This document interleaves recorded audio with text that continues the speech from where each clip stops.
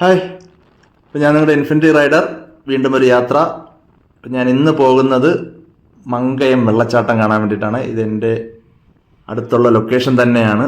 അപ്പോൾ ആദ്യം അങ്ങോട്ട് പോകുന്നതിന് വേണ്ടി ഒരു പാസ് എടുക്കണം. അപ്പം ഞാനിവിടെ നിന്ന് പാസ് എടുക്കാം. ഇവിടെയാണ് പാസ് എടുക്കുന്ന സ്ഥലം. ഇതാണ് പാസ് കൗണ്ടർ. അപ്പോൾ ഇവിടെ നിന്ന് പാസ് എടുത്തിട്ട് വേണം നമുക്ക് അകത്തോട്ട് പ്രവേശിക്കാൻ. പാസ് എടുത്തതിന് ശേഷമാണ് ചേച്ചി റോഡിൻ്റെ ക്രോസ് ബാർ ഓപ്പൺ ചെയ്ത് തന്നത്. അപ്പോൾ ഒന്നും നോക്കിയില്ല, ഡ്യൂക്കും എടുത്തുകൊണ്ട് ഇറങ്ങി. നമ്മുടെ ഒരു സുഹൃത്തിൻ്റെയാണ്. ഞാൻ ഏതാണ്ട് 10-18 വർഷത്തിന് ശേഷം അവൻ എന്നെ കാണാൻ വന്നതാണ്. അങ്ങനെ ഞാനും അവനും കൂടെയാണ് ഈ സ്ഥലം കാണാനായിട്ട് പോകുന്നത്. ഇപ്പോൾ ടൂറിസം മേഖലയിൽ നല്ല രീതിയിൽ വികസനം കൊണ്ടുവരാൻ പറ്റുന്ന ഒട്ടേറെ പ്രദേശങ്ങൾ ഈ ഒരു 10-12 കിലോമീറ്റർ ചുറ്റളവിനകത്തുണ്ട്. അതുപോലൊരു സ്പോട്ടാണ് ഇത്. ഇതിൽ ശരിക്കും ചെറിയ ബസ് റൂട്ടുള്ളൊരു റൂട്ടാണ്.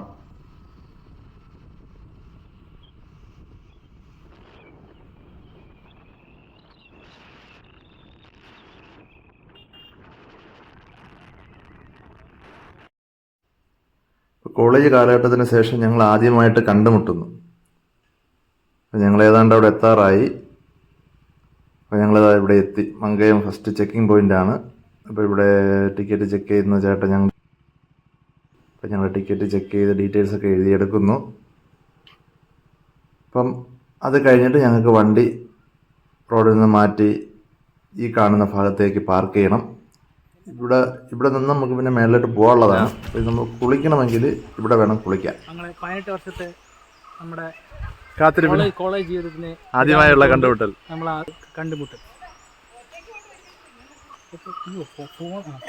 ബാഗിനകത്തില്ലേ? ഉണ്ടല്ലോ അല്ലേ? കുന്നും മലകളൊക്കെ വലിഞ്ഞു കയറിയിട്ട് കുറേ കാലമായി. ഒന്ന് കയറി നോക്കാം.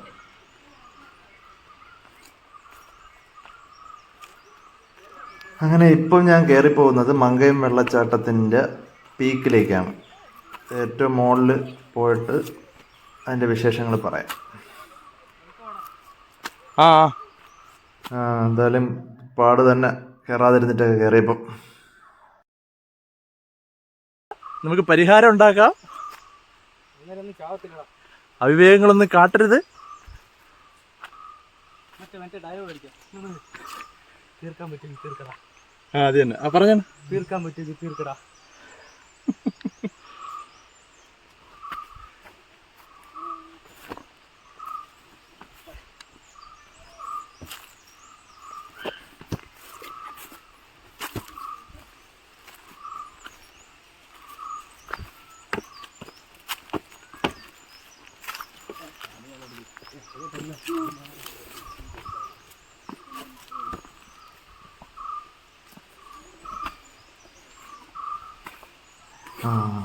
നിനക്കല്ലെങ്കിൽ പണ്ടേ കുറച്ചധികം സാഹസ്യങ്ങൾ ഇച്ചിരി കൂടുതലാണ്. അതായത് ഇദ്ദേഹം സാഹസ്യങ്ങളൊക്കെ കാണിക്കാൻ തീരുമാനിച്ച് പോവുകയാണ്. എന്തിനാണെന്ന് നോക്കട്ടെ. മരത്തിൻ്റെ കവരത്തിൽ കൂടെ നടന്നു പോകണമെന്നല്ലേ തോന്നുള്ളൂ. ശരിക്കും അതും പാറക്കെട്ട് തന്നെയാണ് കേട്ടോ. അപ്പം അങ്ങനെ വെള്ളച്ചാട്ടത്തിലെത്തി. ഈ ഭാഗമാണ് ഏറ്റവും ആഴം കൂടിയ കയം. ഇതിൻ്റെ മുകളിലൊരു കയമുണ്ട്, ഇനി താഴെയുണ്ട്. അങ്ങനെ 3 കയം ഉണ്ട്. അതിൽ ഇവിടെയാണ് ഏറ്റവും ആഴം കൂടിയ ഭാഗമെന്ന് പറയുന്നത്.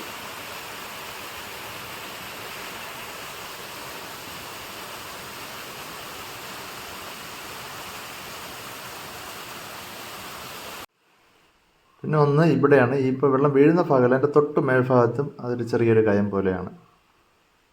ഇവിടെ ഈ താഴെ കാണുന്ന വെള്ളച്ചാട്ടത്തിൽ നമുക്ക് അത്യാവശ്യം ഇറങ്ങി അതിൻ്റെ വെള്ളത്തിൻ്റെ തണുപ്പൊക്കെ ആസ്വദിക്കാൻ കഴിയുന്നൊരു പൊസിഷനാണ്.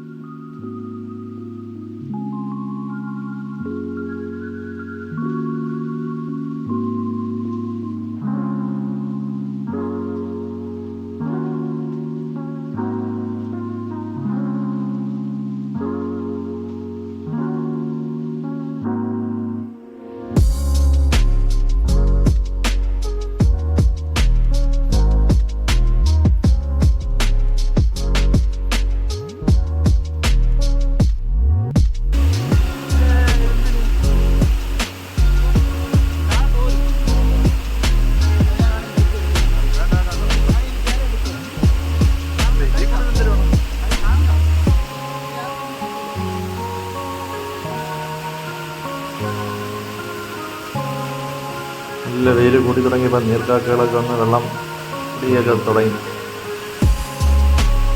ഇതാണ് ഇതിൻ്റെ ഞാൻ നേരത്തെ പറഞ്ഞ ആ കയത്തിൻ്റെ ഏറ്റവും മുകളിൽ നിന്നുള്ള വ്യൂ ആണ്. ഏറ്റവും ആഴം കൂടിയ ഭാഗമാണ്. ഇവിടെ ആണ് മുങ്ങിപ്പോയി കഴിഞ്ഞാൽ ആളെ കിട്ടാൻ വലിയ പാടായിട്ടുള്ളൊരു സ്ഥലം. അതുകൊണ്ട് തന്നെ ആരും ഈ ഭാഗത്ത് നീന്താനോ അല്ലെങ്കിൽ വലിയ സാഹസ്യം കാണിക്കാനോ ചാടരുത്. ഹൈറ്റും കൂടുതലാണ്, അതുപോലെ ആഴവും കൂടുതലാണ്. അപകടം പതിയിരിക്കുന്നൊരു സ്ഥലം എന്ന് വേണമെങ്കിൽ പറയാം ഇതിന്.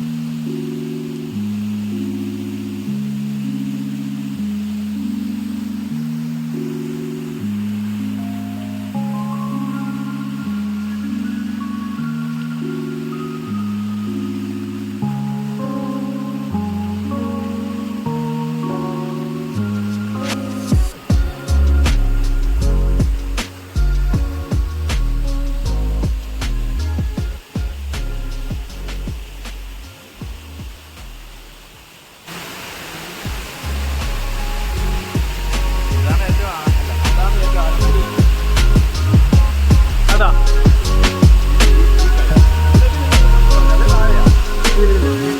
ഇതിന്റെ മുകളിൽ നമ്മൾ കയറി അങ്ങൂരെ പോയി. എപ്പോ 2006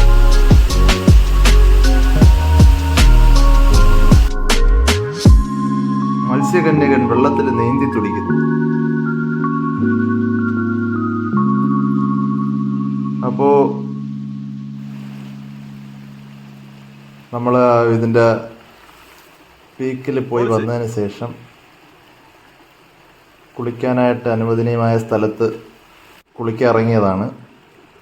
വെള്ളത്തിലിറങ്ങുമ്പോഴുള്ള കലാപരിപാടികളൊക്കെ ഉണ്ടല്ലോ, അതിൻ്റെ ഭാഗങ്ങളൊക്കെയാണ് ഈ കാണുന്നത്. അതൊരു എൻജോയ്മെൻ്റ് അല്ലേ. എല്ലാ ടെൻഷനും മറന്ന് മറ്റെല്ലാ കാര്യങ്ങളും മറന്ന് ഒന്ന് പ്രകൃതിയിൽ ഇണങ്ങിച്ചേർന്നൊന്ന് പ്രകൃതി ആസ്വദിച്ച് കുറേ സമയം ചിലവഴിക്കുക എന്ന് പറയുന്നത്.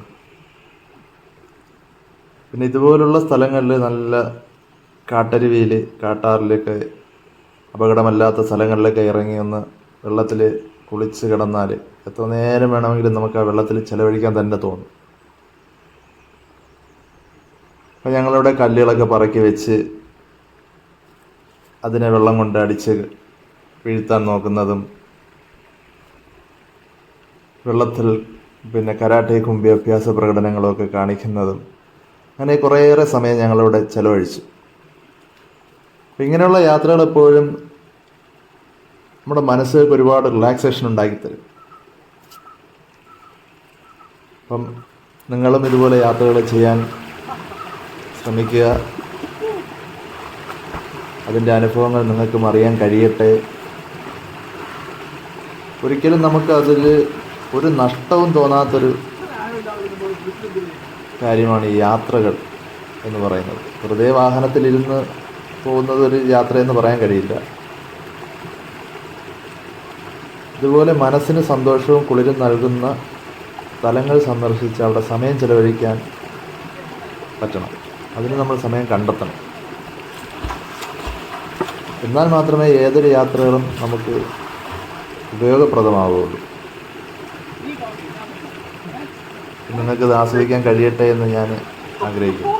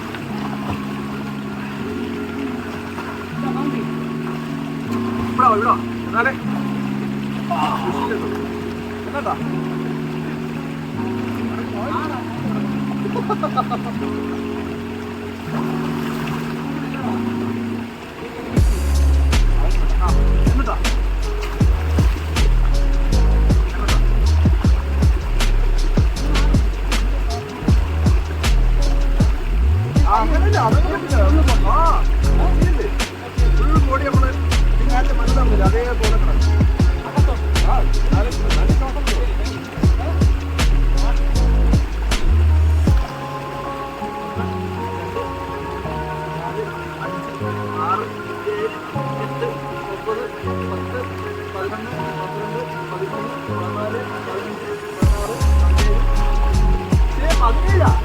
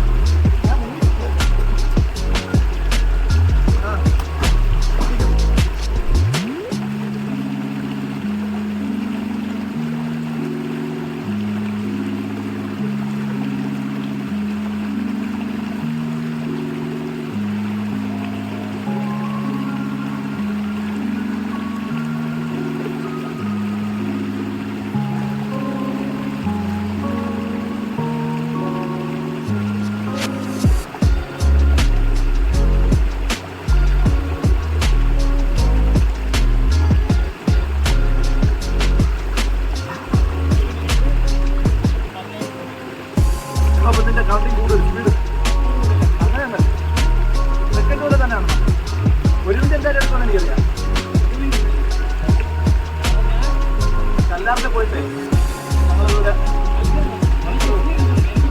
കല്ലാറിൽ പോയിട്ട് മത്സരം വരും.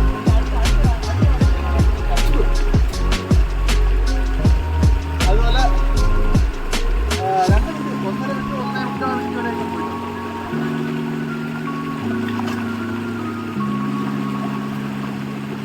പക്ഷെ എന്തെന്നറിയാവോ, അടി വെള്ളത്തിൽ അടിച്ചാൽ നമ്മൾ കണ്ണൊന്നും കാണാൻ പറ്റും. കുറച്ച് ധൈര്യം കിട്ടും, നമ്മൾ കുറച്ചുകൂടെ ഇതുണ്ട്. അതിന് കുറച്ച് കണ്ണ് തുറന്ന് കാണാൻ പറ്റില്ല. കാണാൻ പറ്റും, നമ്മൾ കുറച്ച് കോൺഫിഡൻസ്.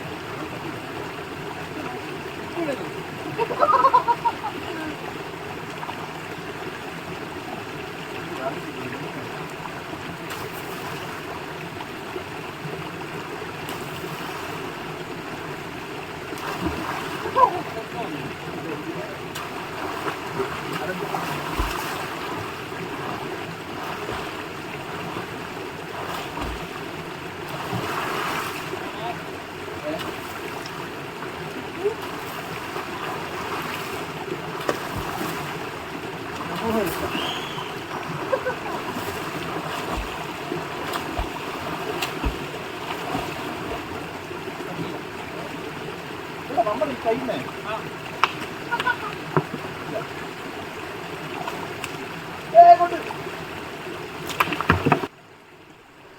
അപ്പോൾ ഇന്നത്തെ യാത്രാവിശേഷങ്ങൾ ഇവിടെ തീരുന്നു. നമുക്ക് അടുത്ത വീഡിയോയിൽ കാണാം. ബൈ.